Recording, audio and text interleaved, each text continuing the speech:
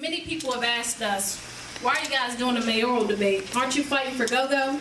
Aren't you fighting to keep the clubs open? So the answer is we're fighting for the people.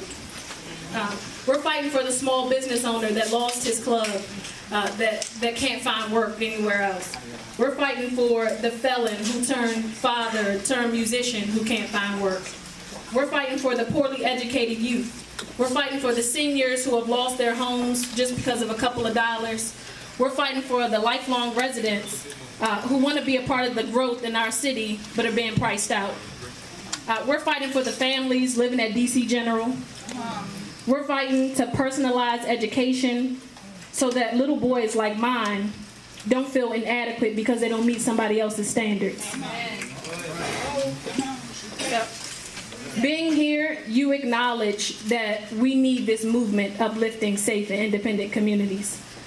This gives the people the opportunity to meet the leaders who will set the tone for this city's future. And I know that I want to be a part of this city's future. And I know all of us being here, we're saying that we want to be a part of the future of this city, the growth of this city. We want to be making over $90,000 a year, being able to afford the houses that are being built. So, let's get down to business. I would like to introduce our moderator, Cobra King. He is a Pulitzer Prize-winning columnist for the Washington Post. He earned his Bachelor of Arts degree in government from Howard University. King won the Pulitzer Prize in commentary for his Against the Grain columns that speak to people in power with wisdom. He has a regular television panelist on the weekly political discussion show Inside Washington. He lives in DC with his wife Gwendolyn, and they have 3 children. So I'm so honored that Cobra became a part of this and wanted to be our moderator tonight to address these issues. So please give him a round of applause. Thank you so much.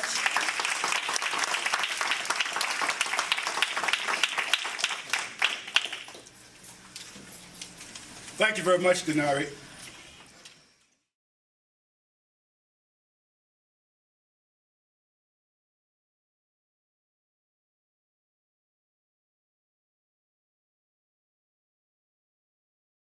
Those of you that don't know me, I'm the owner of Busboys and Poets. I decided to run for mayor because I've always, and the reason why I opened Busboys and Poets, let me begin with that, is because I've always wondered, why is it that anywhere you go, somebody says this is so New York, or this is so New Orleans, or this is so, no one ever says this is so DC. So when I started thinking about what makes DC what it is, I started looking at all those layers, and particularly culture and art and music is the key to what makes DC DC. So I started analyzing what DC looks like. So DC is a political city. It's a literary city. People read in DC. It's Chocolate City. It's been Chocolate City for many years. It's got a history and a culture. It's the birthplace of the Harlem Renaissance. It's got a lot of elements to it that a lot of people don't oftentimes associate DC with. We associate DC with the federal government. We associate DC with furloughs. We associate DC with corruption. But there's so much more to DC than just what meets the eye. So I wanted to create a place that really feels and looks like that. And I drove around looking at places. I looked at Black Broadway, that U Street corridor. I looked at that U Street corridor and saw all the changes that were taking place, buildings that were going up, named after great iconic figures of the Harlem Renaissance, like Duke Ellington or like Langston Hughes. And I looked at the Duke Ellington building, which was built on Black Broadway, U Street, that was called Black Broadway. And I saw that I needed to be able to really kind of set my flag there and say this is where we're going to hold on to the culture and the history and the legacy of the city. And lo and behold, there was a tanning salon that was built on the base of the building called the Ellington on a street called Black Broadway. And I recognized that this is what gentrification looks like. That a lot of times it's an erasure of the history. And those buildings with those names become just names that no one really knows or cares about. So when I turned the corner and saw the Langston Lofts, I knew that Langston Hughes was calling out.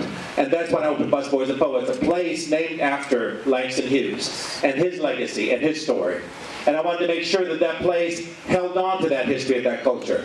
And as the city's been changing, as the city's been gentrifying so quickly, you'll know that the place that I've opened has been a place that is inclusive, that does bring art, that does bring music, that does bring culture to a city that is having its art and music and culture being taken away by every single minute. So I think that there's a lot of power in what we're talking about here. A lot of power in the music, a lot of power in the culture, a lot of power in the art. And I believe that by creating spaces like this, and by honoring and respecting and holding on to that art and culture, we can really preserve the whole value of what DC is all about. Thank you. Thank you, Mr. Bowser. Thank you, Colby, and I want to thank everybody, all the sponsors of this forum, for inviting me out. My name is Muriel Bowser, and I'm running for mayor because I truly believe that this is one of the most pivotal elections in the district's history. We're really at a turning point in our city. While we're growing and we love progress, we also feel the pressures of that progress in all 8 wards of the District of Columbia. We feel it in housing, we feel it in employment, and yes, we feel it in those things that make up the fabric of the District of Columbia. So Andy is kind of situated in the epicenter of that change in DC at 14th and U Streets. When we go there, we see that change. When my parents go there, they don't recognize it at all. My parents were married at St. Augustine's Church, and now when they go there, actually they won't go there because they can't find any place to park. And so this is a different city in a lot of ways from the one I grew up in. Now the one I grew up in, and I see some people were around the room who look to be about in my age group, it was a dangerous city. It was the murder capital of the world. Crack had taken us over. Our schools were spiraling out of control and we were broke. This was a city that we all wanted to kind of grow and get away from. So we should be proud of our progress, and we should step into that progress and make sure that we have a place and a voice in that progress. Now, the go-go community is the DC culture that I think about. This is the culture of my childhood and the art form that I grew up with. And when I see it under attack, and I think it is, we have a kind of 2 minds in this city about clubs, don't we? Yeah. So if it's a problem at a go-go, it's different than a problem at a bar around a college, right? And so what we have to make sure is that the rules are clear and they apply evenly to everybody. Now people, they get on me sometimes because, I represent a ward, and people in neighborhoods, they like to be able to go to sleep at night, right? That's fair. So we want to make sure our alcohol policies respect the neighborhoods and that we support business and commerce. And that's what art is. Art is business as well as the self-expression of a people. So we want to make sure our entire business environment, including our nightlife environment, supports that. Now, this administration, in my view, has declared war in many ways on our native art culture. I'll give you one example. Ever been to the Caribbean Carnival on Georgia Avenue? Yes. Well, they said, that don't matter that much, Bowser, because they didn't pay for their trash pickup. Or we overcharged them for police and they couldn't pay. So in the sense Vince Gray has been in office, we haven't been able to have Caribbean Carnival. That's not right. Now, Mount Pleasant Day, remember that? Celebration of culture in Mount Pleasant. You know where it is now? It's on Pennsylvania Avenue downtown. Well, that's not right. So we want to make sure that our city is set up to support the arts and culture and the culture of our neighborhoods. And that's what we're going to be. Tommy, just let me say, apologize again for getting your name wrong. I've known Tommy well since he was on the school board, so this is not a new association. I'm sorry about the name. No, and I'm just as afraid of you today as I was then. I'm Tommy Wells, running for mayor. I'm the council member in that neighboring ward, Ward 6. Before that, I was the school board member for both Wards 5 and 6. I moved here in 1983. And I came here and I became a social worker for the government in child protection. And I remember by 1985, my salary was $19,000. And I found an apartment, a one-bedroom apartment, and I lived right on the edge of Capitol Hill, and my co-workers all lived in DC at that time and working for the government. And I fell in love with Washington. I'm a Washingtonian by choice by more than 30 years. Fell in love with Washington when I walked out the door from Union Station after getting here on an overnight train after college. And as I stayed here, and then a social worker, the days and what it was like during the late 80s to the early 90s. And if you want to know what it was like from one perspective, read Drinking Muddy Water, because that was one of the perspectives. But it was a tough time. As Muriel said, we were the murder capital. And we had, the beginning of crack, and then we fully went into crack cocaine, and then HIV was brand new. It was a difficult time, a very difficult time for serving children and families. I got to know every single corner of this city, and families struggling, children that had, they were affected by this. But during that whole time, I loved this city no less. And I was not ever going to leave. And I'm still never going to leave. But what I have seen, I've seen my neighborhood change. I've seen the people that come to Child and Family Services Agency to get jobs not be able to live in the city anymore. And it really is a major problem. Having affordable housing for those that work in the government, or whether you're a teacher, or whatever these jobs are, where our city is no longer affordable. So it's not just culture. It's also even demographics of age, of who can be here. But what I loved about Washington then is what I love about, what I feel like we're losing. I think gentrification is obviously happening on steroids. I think that we are having a self-identity crisis. We have to work together across all bridges to preserve our culture and our history that goes way back, from Duke Ellington to even before. We are stewards of our history every day that we're in it, and that's how I view it as an elected leader. And I don't love this city any less, but I am concerned. My neighborhood's changed. It's not the diversity that really drew me to Washington. I have to figure out in terms of my role that how to keep our city thriving, safe, good schools, a place where everybody wants to live, but nobody has to leave. Thank you. Thank the three of you for weaving in your opening statements with my premature questions. On Monday, businessman Jeffrey Thompson was charged with 2 conspiracy counts, a federal offense, conspiring to violate federal campaign finance laws and to submit false filings to the IRS, and a D.C. offense, conspiring to violate D.C. campaign finance laws. He pleaded guilty to both offenses. But this is the important point. From September 2006 until April 2011, Thompson used at least 75 conduits. That means people who made contributions in their name but were reimbursed by Thompson. He made those contributions in at least 15 mayoral and DC council candidates. Those illegal contributions were at least $500,000, and that's not counting the more than $650,000 he spent in the 2010 DC mayoral campaign on behalf of Mayor Gray. And this is the question. What is your assessment of the impact of that corruption, which spanned 6 years? What's your assessment of the impact that has had on the political process in this city? Would you start, Andy? Sure. Do we have to use a microphone? Do we need it? Yes. Okay. All right. I think everybody in this room, everybody that he ever talked to, understands the corrosive impact of money on politics. Every time you turn around, there's some kind of a scandal that has to do with money and politics.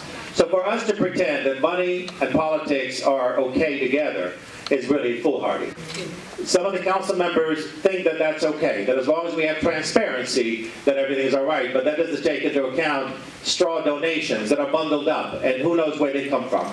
So I think it puts the voters in a very precarious situation where they have to sit here and become private eyes to figure out where the money's coming from. That is unfair and unworkable.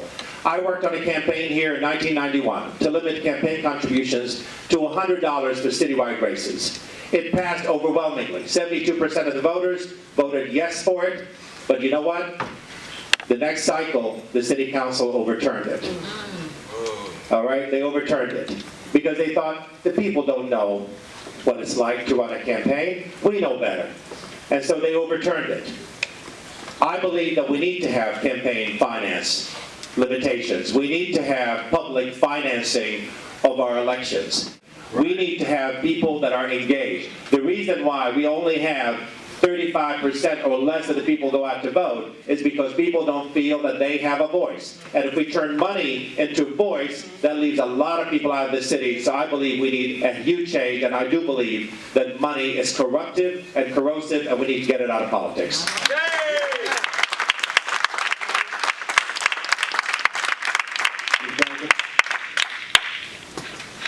Well, this is my comment from yesterday, and I'll repeat it today because I think it's important. We all witnessed a flagrant violation of the public's trust and what was detailed by the U.S. Attorney the other day. What he detailed was under the table, illegal, undisclosed donations to many campaigns, but to the campaign of the current mayor of the District of Columbia for over $600,000. What he also detailed was that in return for those under-the-table, undisclosed, illegal dollars, some people call it a shadow campaign, the current mayor sweetened a contract for Jeffrey Thompson of over $30 million. I saw that contract come to the council of the District of Columbia. I knew it didn't smell right, I knew it didn't look right, and I knew it wasn't right. So that's why I voted against it.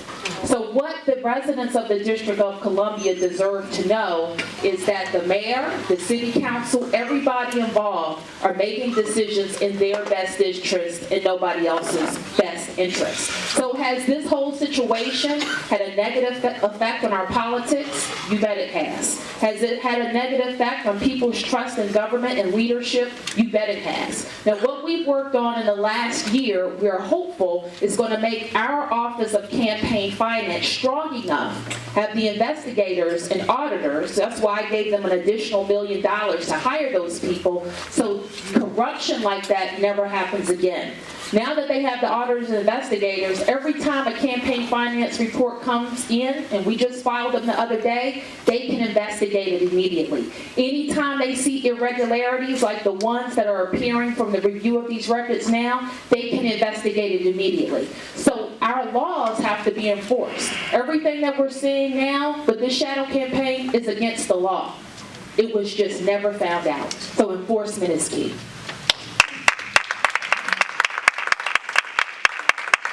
There is no question, corporate financing of campaigns is corrupting. There's no way that anybody, any corporation or any person, when they give money to a campaign, doesn't expect you to do something for them. Take their call. Listen to their arguments. But here's the difference. Ron Machen said yesterday, the reason that there's campaign limits on donors is so that the wealthy do not control our elections.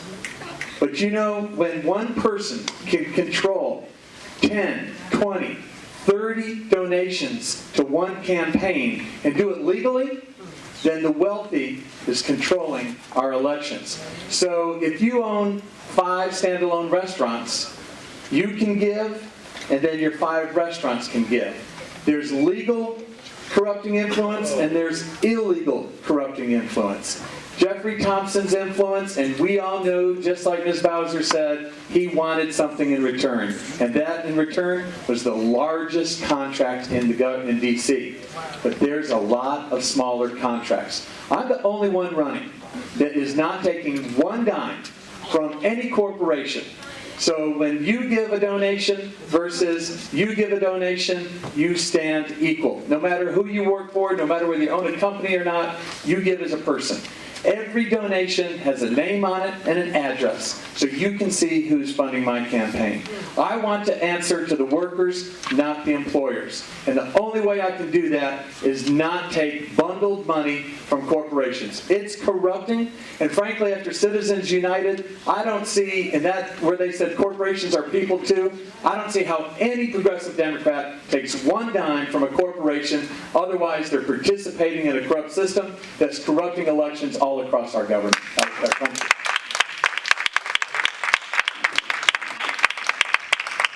Some people look at the investigation conducted by Ron Machen and they shrug. I want to ask about the impact of this on your campaigns. All 3 of you have been out knocking on doors, talking to people, listening to people. Has the ongoing federal investigation had any impact on your campaign? Actually, there has been this gray shadow over the city with this corruption scandal, because it's been going on for over 3 years, as you know. So for 3.5 years, we've been dealing with this. This is nothing new.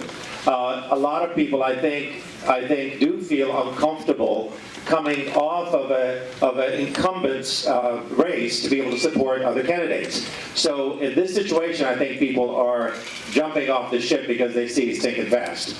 In fact, I was surprised yesterday that when Mayor Gray was speaking in his State of DC address, it was like this eerie kind of Shakespearean play taking place. He was in his own world, talking about this one city. And what surprised me is he didn't mention returning citizens once, being that he may be one of them. So I thought that was really interesting that he didn't mention the possibility of that. And I'm all for giving people a second chance. And he can redeem himself maybe sometime in the future. But right now, I do believe that this has had a huge impact. It has reshuffled the entire deck. And now this election is certainly open and up for grabs for anybody.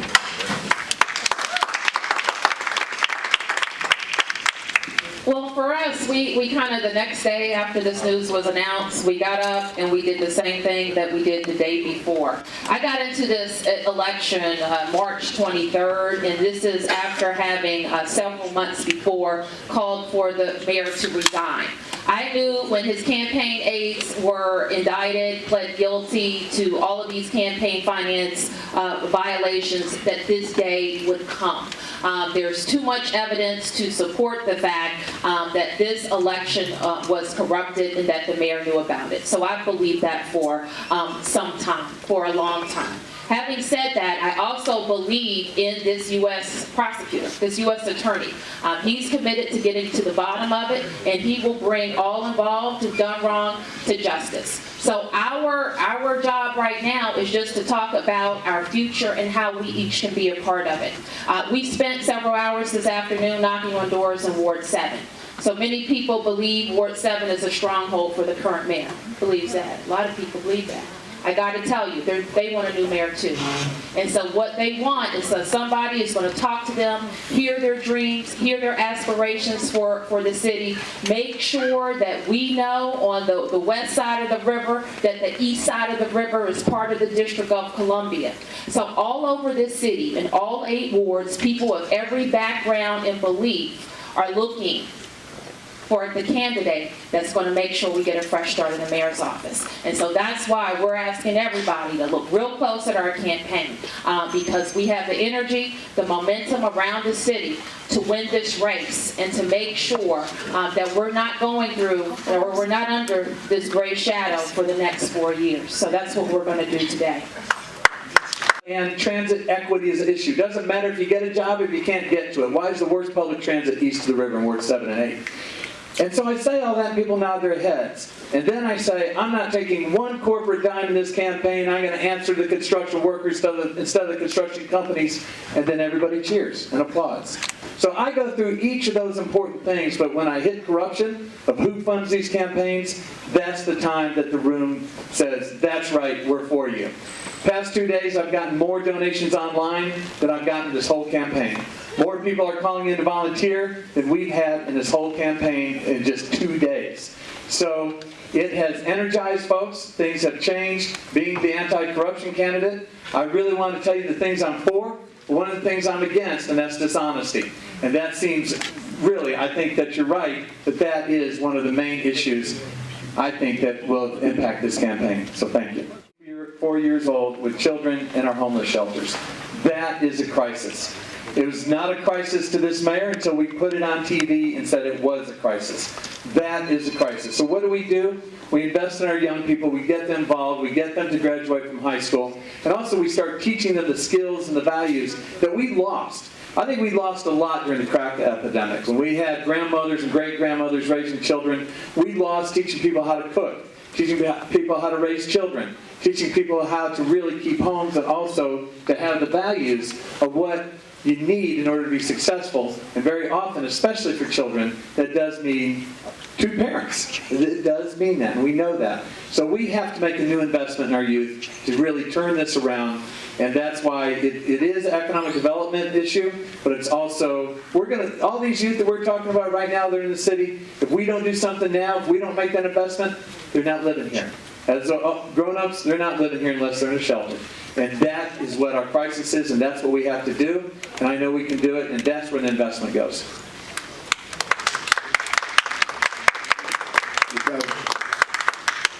I mean, I think, Colby, largely your question is about how the state of the black family in the District of Columbia and how we can support the black family in the District of Columbia.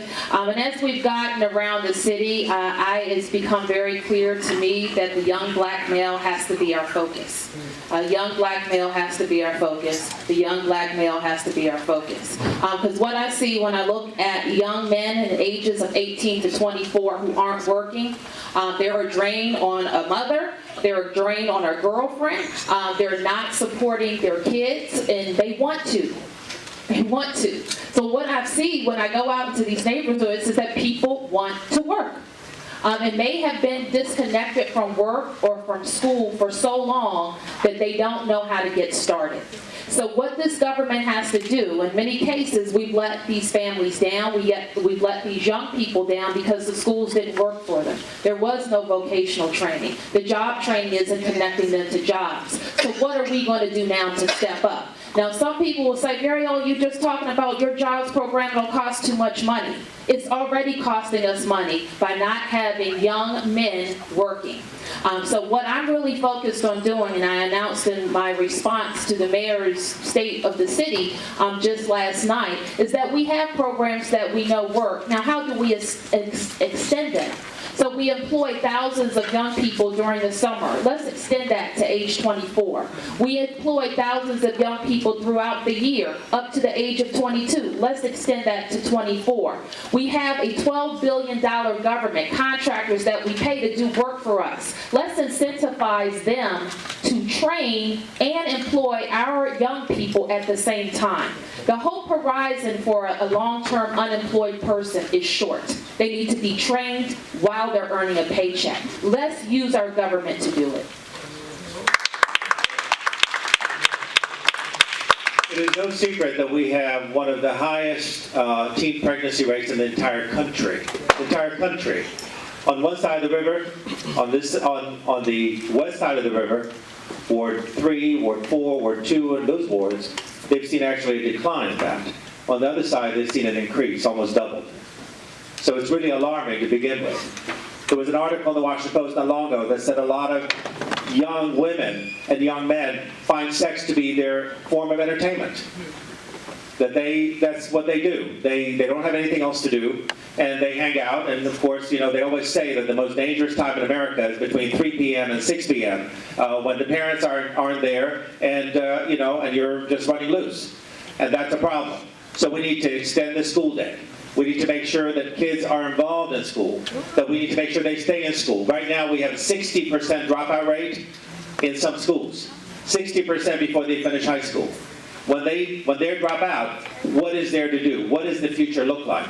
It doesn't look very bright. It looks very bleak. So we need to double down, make sure that our schools are working, that they are effective, that they are really keeping our kids engaged in all kinds of things. We need to extend vocational training. We need to make sure that not everybody has to go to college, but everyone has to have some kind of a vocation so they can make a living. We need to make sure of these things and not just talk about them, but really insist on them. And we need to have the wraparound services to make our schools successful. Schools are successful when communities decide to double down and making sure that everything is provided for the kids and for the families and for the parents. Teachers cannot be asked to be social workers and everything else involved. We see a lot of situations where we can actually avert some of those crises, avert some of the situations. And if we commit ourselves to making sure that our schools are effective, we can make sure that we end this whole cycle of poverty that's taking over our cities. Thank you.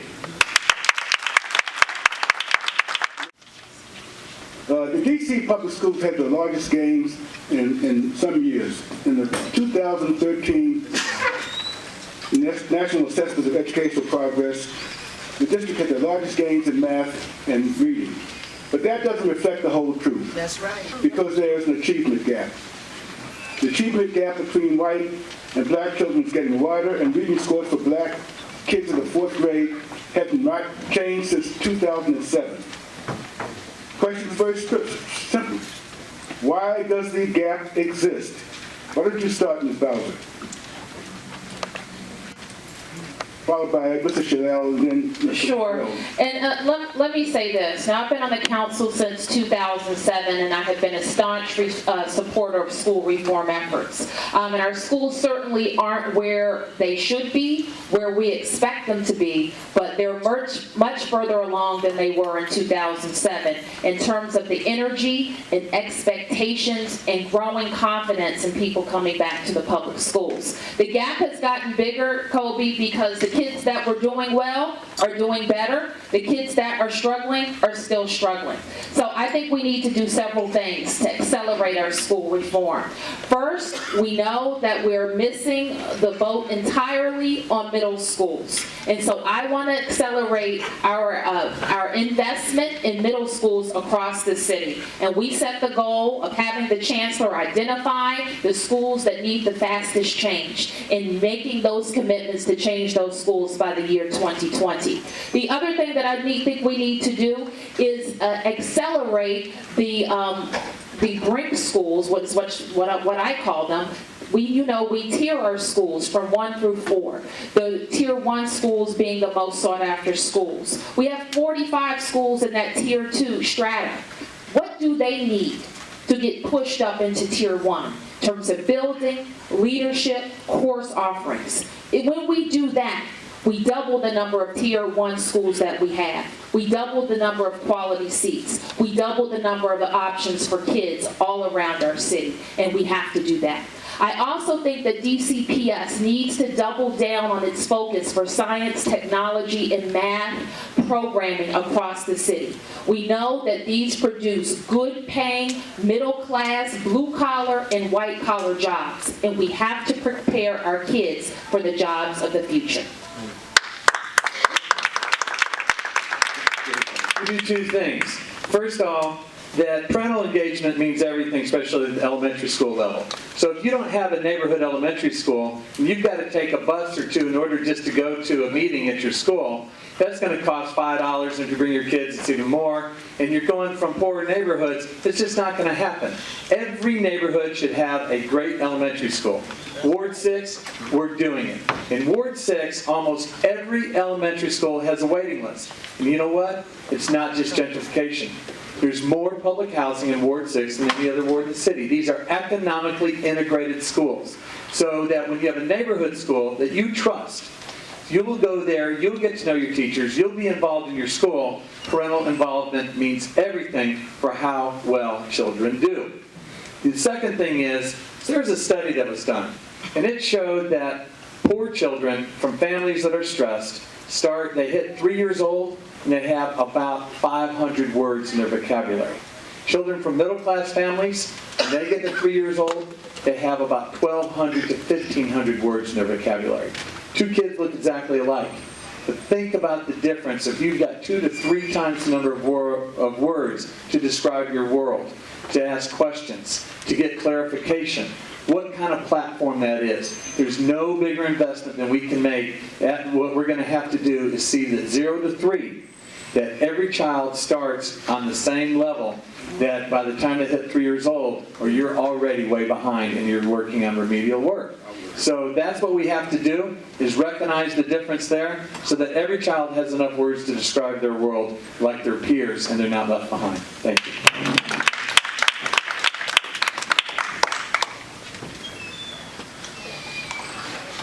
The first thing we have to do to close the achievement gap is stop misinforming people and stop lying about the situation of our schools. So let's be real here, really. This is an issue that is close to my heart. It's near and dear to my heart. I put out a 13-page paper that described exactly how our schools can improve. So this is no secret. A lot of other jurisdictions have done a much better job, but it's not helpful. It's not helpful when the mayor gets up and tells us that our schools are doing well. It's not helpful when he does not tell the entire story. Now, the NAEP results that Mr. King mentioned are the National Assessment for Educational Progress. They do show an uphill. They do show an uphill from 2007 till now. In fact, since education reform happened under Michelle Reed. But the reality is, the uphill is due only to changing demographics. Right. And let's tell the truth here. It's the white kids that are doing much better. I mean, I'm really, I hate speaking this way, but it's the white kids that are doing much better. The black kids, the white kids are right now at 78% proficient in reading. Black kids, 12%. When this started back in 2007, the black kids were at 9%. They've gone up by a half a percentage point every year. Half a percentage point. All right, in 6 years. The gap between white and black kids has doubled since the Michelle Reed reforms. Have doubled.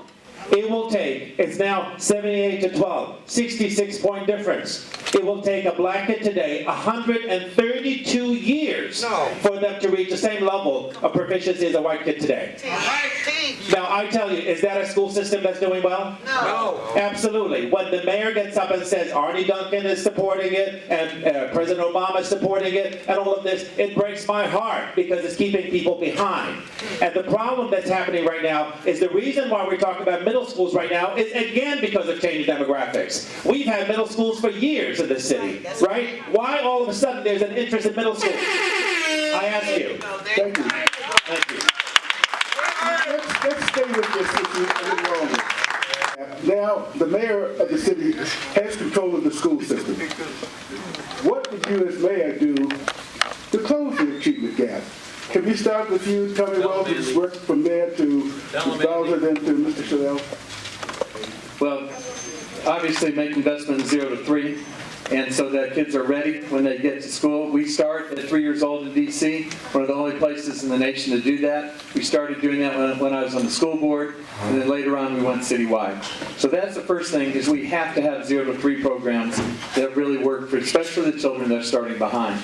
Then the next thing is, the way we turned around the schools in Ward 6 is that I met with parents and said, what do you want? We're actually adding 3 more public elementary schools in Ward 6 while they're closing them in 7, 8, and 5. So you start with your number one customer, parents. What do you need to be engaged in your neighborhood school?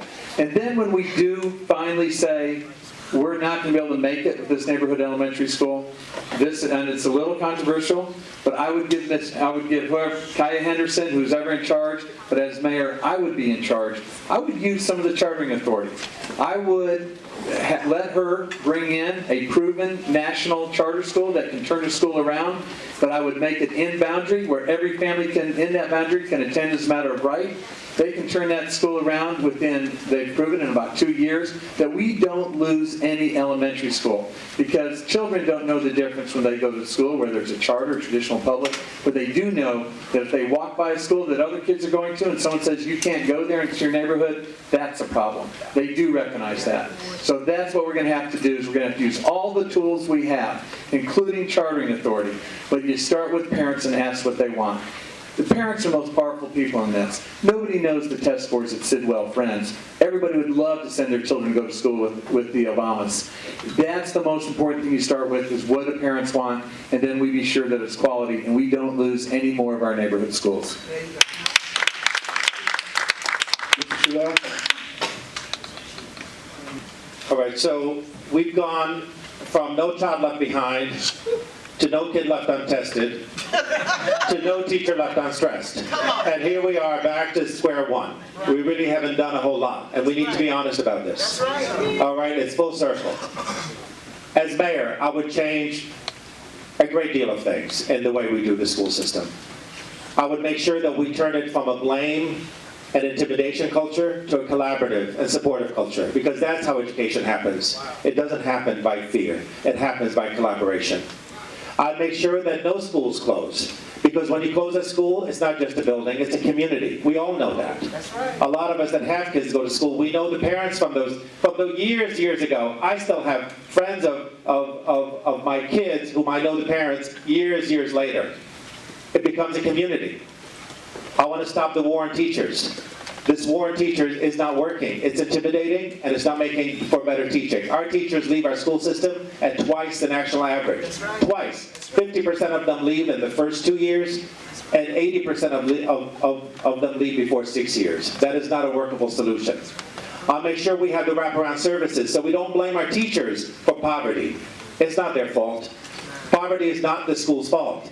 We need to make sure we have the wraparound services so we provide the social services, the mental health services, the healthcare services, the nutrition services, all the things that poverty brings with it. And we have to make sure that we provide all of that. And I'll make sure that our parents put the voice back in public schools because we've shut our parents out. Michelle Rhee, I remember when she came, she said, give me your kids at preschool and pick them up at high school.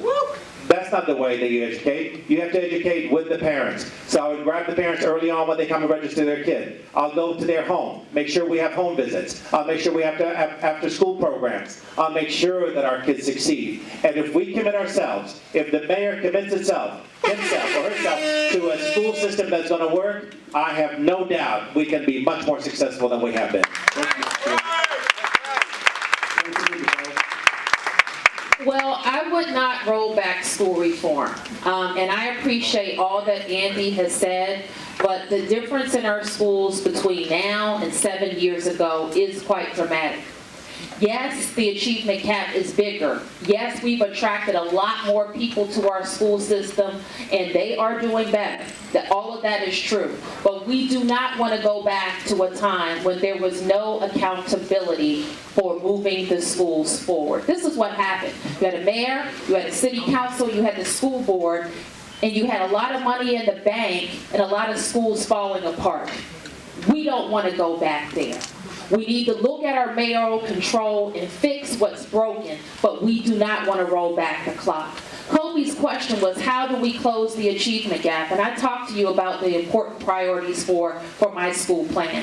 What I didn't mention, it has been mentioned, and it is very important, is how do we make sure that families who have challenges, how do we make sure that schools that have a lot of challenges have the funding that they need? We have proceeded in this city with the idea that every child should get the same thing. And I think we should proceed with this principle. Every child should get what he or she needs. And so we need to make sure that we're giving the funding in the most challenged schools, in the most challenged feeders. So not only are we closing the gap with what the parental needs are, we're closing the gap in just how much money goes into the school. Some of you would have heard of Alice Deal. It's like 1,100 kids, which means it has a huge budget. But what about the middle school that only has 150 kids or 300 kids? How do we close that budget gap so that that school can have the great courses, the languages, the extracurricular activities, the full experience? And that's what I would do. There's a couple of questions here, maybe more than upside. Would we be able to continue this conversation a little bit further? Would it be all right? I want us to get off this paradigm that it's either the old way or this way. It doesn't have to be the worst that there was or this. It could be something else. It could be a new way. Education is a dynamic field. It changes all the time. There's new research, new things that come up, and we have to be able to be nimble, to be able to make those changes. Do some experimentation in our schools to make sure that we are giving our kids the best education. I'm not advocating that we go back to the old days when the schools were really not doing well. I think we have done a little bit better. Unfortunately, the places we've done better have benefited a certain group of people in the city. And I want to take those same benefits and extend them across the other side so that everybody does well. Ms. Bowser, you want to nimbly take on that again, or want to just let it go? I don't disagree with what Andy has said, and I'm happy to hear that he doesn't take the position that rolling back and going back to the unaccountability or the non-accountability, you know what I mean, is where we want to go. Yeah. I am a progressive, which means I move forward. Okay. I don't go back. Let's look forward and just a couple of times in written questions, give you examples someone written, the summer youth program is a joke. And the question is, what would you do to make this program a training program for the future employment of the kids? Similar question, if elected, how will you address the youth employment and opportunities and positive youth engagement programs to keep the youth involved in meaningful activities when school is not in session? The summer youth program, is it working? Is it lagging behind? What is your assessment of the summer youth program and what needs to be done, if anything? Ms. Bowser. I think, Mr. Shalell, yes. Mr. Wells. Well, I'm a big supporter of the summer youth program. I do think there's a whole lot that can be improved about it. First of all, the current administration likes it to be 6 weeks. You know how long summer is? I think it should be at least 10 weeks so that we have kids fully occupied and they're getting more enrichment. What I would change is having more enrichment activities at the front end, and I think that we should partner with the university or the community college to do that, so that we're getting kids out of school. We put them kind of in another school-like environment, but this time we're going to give them like a boot camp for how to act at work, okay? How to dress, how to speak, how to take supervision. We'll give them an overview of what the government does so that they can actually start thinking about their life, thinking about their passions, thinking about their skills and how their skills can relate. It's kind of like extending school. Some people will say, and some people have said, that's too expensive. Those kids didn't go to school during the school year. Why should I pay them during the summer to not go to school? Okay, but here's the deal. You talk about 3 to 6 being a dangerous time. The summer is a dangerous time for kids without direction, and I'd rather have them in a productive environment. I also want to make sure we have the right leadership at the Department of Employment Services, and frankly, I think there's elements of that place that just need to be blown up, and we need to start all over. So we need to have really, really bright people running those programs in innovative ways to challenge our kids. Sometimes we think our kids are, they don't go to school or they don't pay attention in summer youth because, they're bad or they're not that bright. And sometimes they're just bored and not challenged by what we're feeding them. So let's figure out how we're going to challenge them in the ways that they think and what excites them. But at the end of the day, they have to be trained for a job.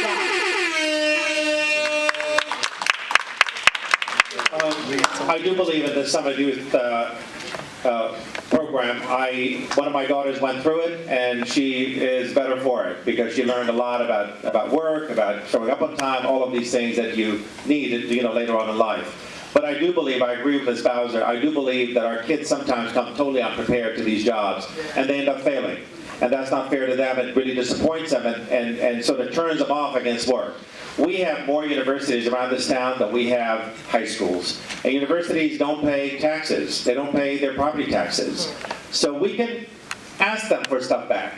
We can ask back from the universities. One of the suggestions that I made is after 5th grade, have a life skills academy.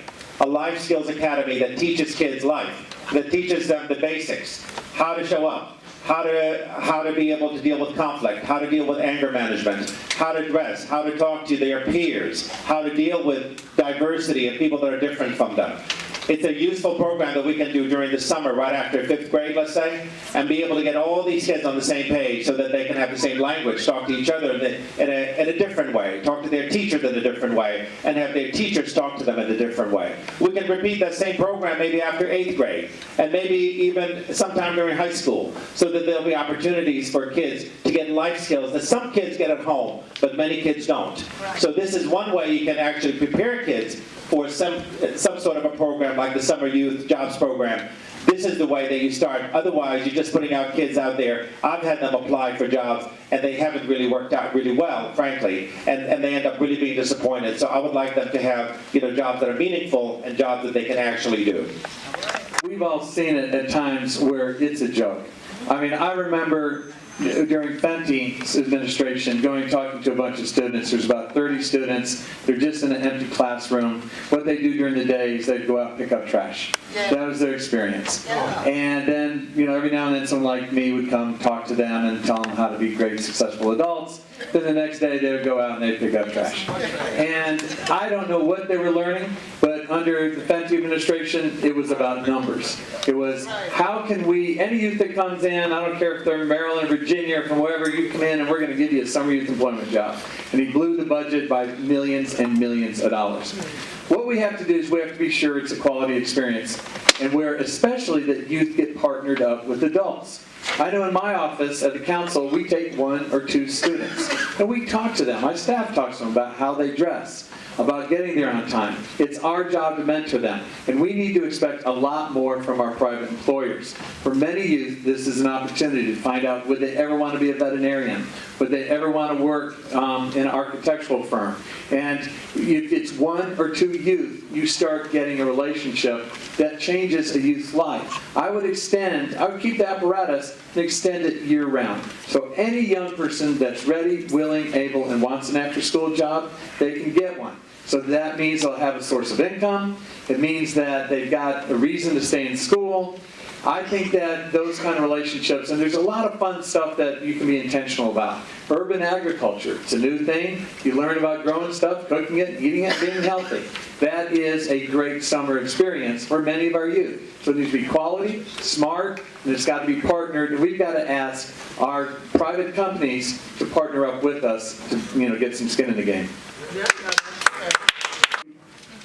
Independent City Council Member David Catania filed his candidacy for mayor of the District of Columbia. This is a Democratic primary that's taking place now. Do you pledge as Democrats to support and campaign vigorously for the person who wins the Democratic primary for mayor? Mr. Shalale, Ms. Bowser, Mr. Wells. Is that a yes or no answer, or do you want to elaborate? Yes, I do plan. Yes or no? I do plan to support. I don't think a Catania mayoralship would be good for the city. I really don't. I think we're going into an area that's probably not going to make the city work better. I do believe that he is, from what I understand, what I've seen of him, a rather difficult person to work with, and rather of a micromanager, someone who is involved at the micro level. And I think you need to have somebody who's more of a leader. And I don't think that I've seen a lot of leadership come out of Mr. Catania's office.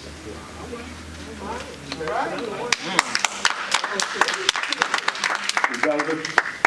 Well, Colby, we have a winning plan for April the 1st, and I would reach out to everybody running, share my vision with them, hear what's important to them, and ask them to support me in a race against David Catania, whoever else gets in the race.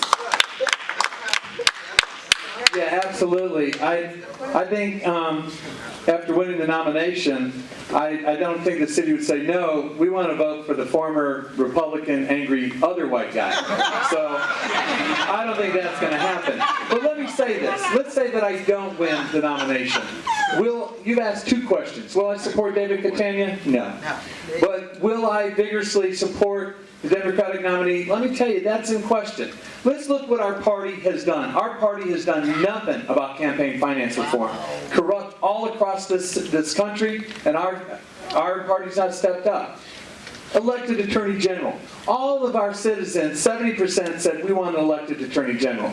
The council said, no, we're not going to do it this time. I don't care what you voted for. Our state party, Democratic Party's done nothing about that. Our voting rights are precious. We fought hard to get them. They're limited. We should use our voting rights. And when the people of the District of Columbia say, we need an elected Attorney General, and then the council, with not a peep from the state Democratic Party, not a peep, says, no, we're not going to let you elect one now. That's when we say you're ready, that's when you can. And so I'm not very happy with our Democratic State Committee and our Democratic Party right now. And until we know that we have a party that really represents the citizens of the district instead of representing just themselves, then we'll talk.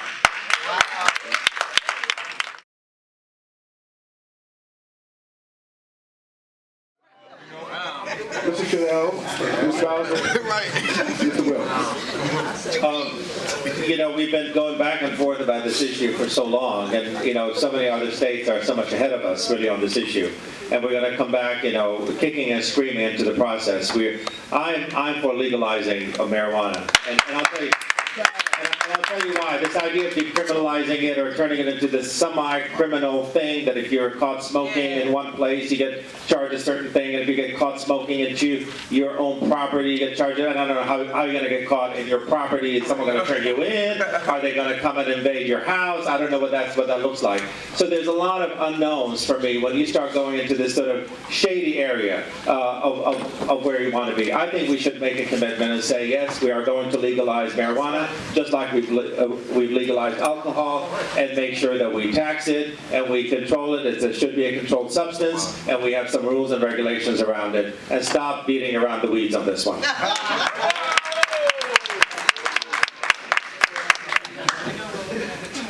So many people are surprised by the place where I am with marijuana, because I will say that I can be kind of strict about alcohol and alcohol licenses and the like. But I also see, and I do commend Tommy for a focus in bringing the question to the council about how the uneven enforcement of marijuana laws is negatively affecting so many young black men. And the uneven enforcement of any law should not be tolerated in the District of Columbia, but we know that our drug laws are being unevenly enforced. So that called me to think about the logic, as Andy has mentioned, of decriminalization. In a lot of ways, it's not logical. We say it won't be a crime, but you'll get a fine for smoking marijuana, but we also don't provide a place where you can buy it legally. So we do have to move, and I support it. I voted for the decriminalization of marijuana, and I know what the next step is to make sure that we come up with a system where the sale of marijuana could be regulated and taxed, much like we do alcohol. So that's where we are. Now, I think that there are some steps that we can take, because I frankly don't think residents of the District of Columbia want pot festivals in the middle of our schoolyards, right? I don't think that people want that. I don't think they want it on the sidewalk. I don't think they want it at the bus stop.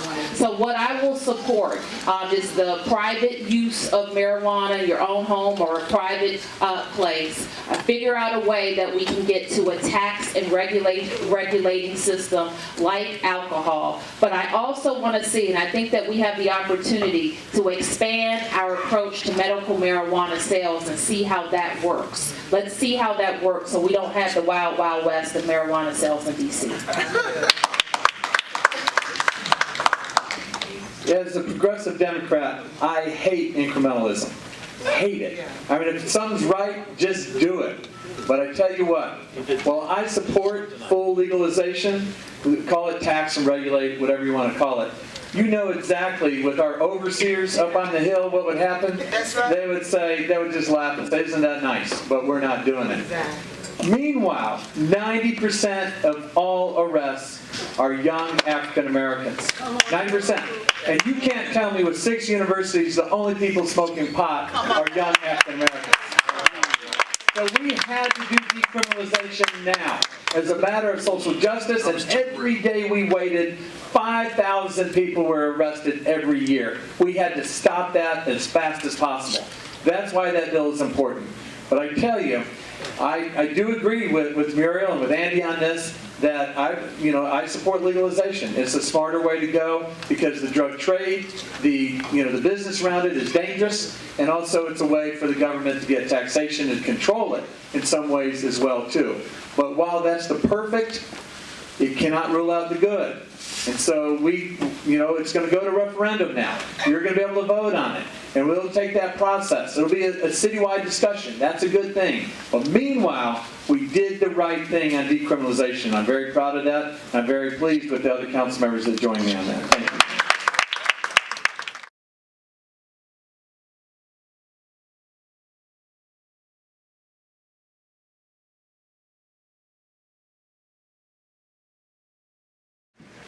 Well, Kobe, thank you very, very much. I think you're tougher in print than sometimes in person. Thank you. Denari and, of course, Ron and everyone that's involved in putting this on. We go through about 40 different debates, and this has a special feel to it. It's more intimate, and it's been really done very well, and I'm very glad to be here with my other contestants. Now, when I started running... Sounds like the dating game. Yeah, I didn't know what to say right there. Other candidates, my colleagues, my good friends, and Andy is a good friend. So, when I started running, one of the reasons I ran is because I do believe that we deserve an honest government that is paid for by its citizens rather than the corporations. Now, what does it mean not to have an honest government? What we have seen on Monday with U.S. Attorney, I think was shocking. It turned my stomach. It was far more the allegations than I ever realized. And it really did, I felt depressed. Now, the reason that's important is what does it mean when a mayor is under this type of suspicion and they're having to fight this off? It means you have a murder rate that goes up and you don't speak to it. It means you have a homeless problem that's been sitting there, and now we have thousands of children and families that need help, and we have an administration that said, but look at all the cranes downtown and how great we're doing on construction. It also means that you have a fire department that absolutely has been spinning and falling apart. I feel like my oversight of the fire department, I grabbed a piece of yarn on a sweater, and it just started all coming apart. If somebody has an event and you need a paramedic or an ambulance right now, I can't guarantee you're going to get one in 10 or 20 minutes. And it should not be that way. But when your mayor is distracted by corrupt allegations that you ran a shadow campaign, this is what you get. You get a distracted government, whether he is guilty or not guilty. That's why I said that please don't run for re-election. Focus on the city. If you're going to defend yourself and hang in there, focus on that. But frankly, what happens when you're distracted is this. And so what you've learned about me tonight is that you've learned a little bit more about where my heart is, and you've also learned about somebody that really does believe that I have to answer to you, and you. And it's not backroom deals. It's not who's bundling money to my campaigns. It's not about having the wealthy govern our city. It's about having every individual equal in our city. And so I know that we have lost so much affordable housing under the past two mayors, it's ridiculous. I know that we can get affordable housing. Should be the first thing for any of this government property. 1/3 the cost of any building we build is the land. We've got 1,000 acres and it's going after the highest bidder.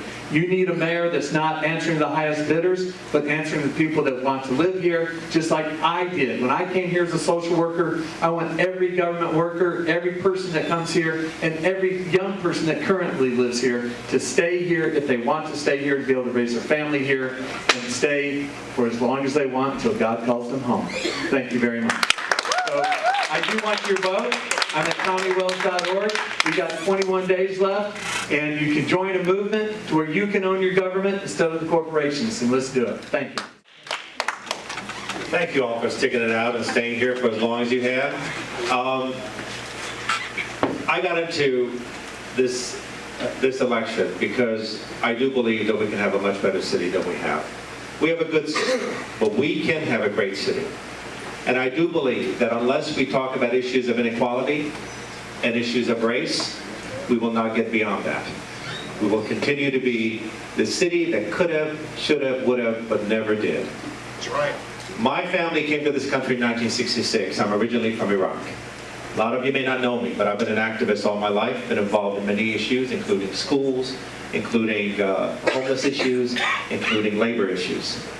When we came here in 1966, I was 10 years old. And I remember very clearly I was asked to check off a box. Are you white, black, or other? And I had no idea what the hell they were asking. So I left my boxes blank. I turned them in. Days later, I hear the girls whispering in the hallways, I think he's high yellow. And I had no idea what they were talking about. I couldn't look it up in a dictionary, couldn't see it. So people were giggling about it. Well, 2 years later, Martin Luther King was assassinated. And suddenly I realized this race thing is not funny. It is something really serious. It's what this country was built on. It's part of this country's DNA. It colors everything that we do. And although we've changed a lot since 1968, still a lot remains the same. In this city, unless we deal about race, we cannot talk about gentrification, we can't talk about homelessness, we can't talk about schools, we can't talk about safety, we can't talk about police. And we continue to have these conversations. We wonder, why can't we move forward? Because we're not having the same conversations. We're talking past one another, around one another, over each other, under each other, but never to one another. And that's why I believe that unless we deal with these issues, at the very heart of them, which is where race lies, in this city today, in 2014, we will not be able to elect the right person for the city. We continue to color all our decisions based on race. People will vote for a black mayor because it's the only thing they know. They think that a black mayor is going to somehow make this city better. And that's unfortunate because we've had mayors from Ward 7, we've had mayors from Ward 8, we've had council members, we've had all kinds of people, and look at what's happening. What they have gotten used to is this cookie cutter approach that's already been handed to them. All they do is make the cookies. And the cookies don't include certain people. They've lost their chocolate chips. And I'm telling you, unless we start looking deeply and understanding exactly what is going on, understanding why gentrification is happening and how it's happening, why don't we have our schools do so much better? Why are there no charter schools in Ward 3? And why are there more charter schools than any other ward than in Ward 7 and Ward 8? Why is that? Ask those questions. You need to ask those questions. You need to hold the next mayor accountable to answer those questions. I am telling you, I am the only person in this race that's willing to talk about these issues, to bring on a citywide conversation about these issues, to make sure that we don't keep falling to these traps over and over again, doing the same thing over and over and expecting different results. I am your candidate. I assure you that I will talk about these issues. I assure you that I'll bring it in the conversation. And unless we have these issues, we cannot make the city the greatest city there ever is and there ever was. And I thank you and ask for your vote on April 1st. Yeah. Thank you very much. Give the candidates a round of applause. And now, hear some remarks from the organizers of this event. One move. Once again, I'd like to thank the DC-M.U.I.S.C family for supporting and coming out. I'd also like to thank the team of Tommy Wells for streaming live so people can watch online. I want to say this. The people that we saw come in here, we're going to support one of these people. The other candidates can scratch themselves out. Because if we are not important enough for you to come out for us, we already know what you're going to do when you get in office. So we're not going to be fooled on April Fools. So what we saying, like people might think because the room is not extremely packed, we got some change agents in here. We have some bloggers in here. Go Radio right here. We reach tens of thousands of people. We have promoters in here. We have networks of 10,000 people. And we have people who are willing to go out and support people who support our interests. Now, the three people who came in here, nothing bad is going to be said about them. And that's how we have to start doing things. You know, if people don't respect you, how can you respect them? And the problem we've done in this city for far too long, we give people a pass because they walk well, they talk well, or they sound well. But we did that a few years ago, and what did we get in return? The unemployment rate for young children, 18 to 24, is 59%. Only 38% of black boys are graduating from high school on time. 9% of black youth have a married mother and father in a household. And we wonder why we have all this chaos in our community. So we are going to be mobilized, and we've had plenty of meetings like this for the last 8 months, where we had up to 200, 300 people coming out. So we're going to make a decision, because we got a decision we got to address in PG County also. Okay. So we're going to show people in DC that we can make a difference. And then we're going out to PG County and let people like Kern Toes know that we can make a difference. So I just want to thank everybody who came out with the threat. You know how we get around in DC when the weatherman say we're going to get 50-mile-an-hour winds, and everybody starts panicking and going to get water from the Safeway and everything else. And let's give Kobe King a round of applause.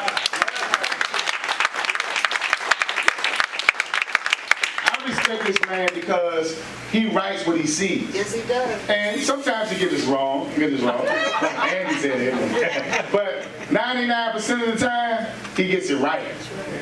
Because he has the pulse of the people. And he doesn't mind how a person feels about what he writes. And that's the problem right now in this city. We always worry about what somebody's going to say. And we don't do the right things for the right reasons, so we don't get the right results. And I want us to understand, especially the black people in this room, the problem that I have in this city is that we don't hold each other accountable.